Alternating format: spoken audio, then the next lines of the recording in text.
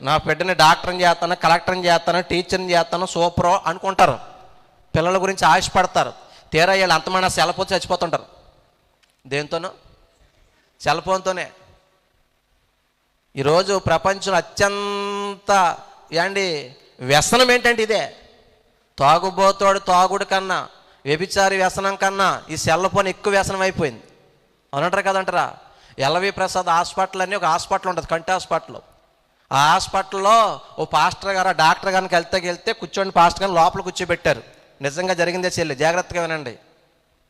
ఈ లోపు పేషెంట్తో మాట్లాడిన తర్వాత మాట్లాడదామని ఆ అబ్బాయిని చూసారా పాస్టర్ గారు అన్నాడు డాక్టర్ గారు. చూస్తే ఆ అబ్బాయి కళ్ళు చింత నొప్పులాగా ఎర్రగా రెడ్డిష్గా ఉన్నాయి. ఏమైంది డాక్టర్ గారు ఆ అబ్బాయి కంటే? ఆ అబ్బాయి సెల్ చూసి కళ్ళ క్యాన్సర్ వచ్చేసిందని తమ్ముడా.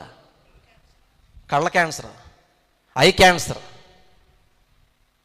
దీంట్లో రేడియేషన్ ఉంటుంది, తెలుసో తెలదా మీకు?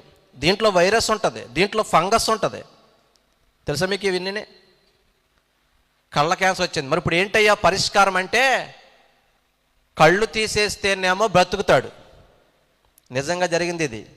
కళ్ళు తీసేస్తే మనిషి బ్రతుకుతాడు, కానీ జీవితాంతకాలం గుడ్డుడైపోతాడు, బ్లైండ్, అంధుడైపోతాడు. అలాగని కళ్ళు తీయకుండా ఉంచేతే మనిషే చచ్చిపోతాడు.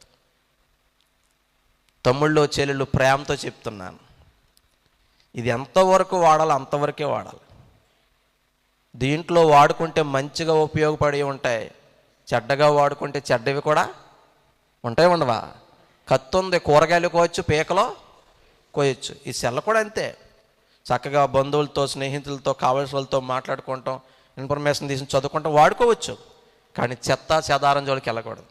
ఇందాక మధ్యలో ప్రశ్నలు అడుగుతాను, నిజాలే చెప్పాలన్నాను. ఇంకో ప్రశ్న వేస్తాను, అడగనా చెల్లమ్మ?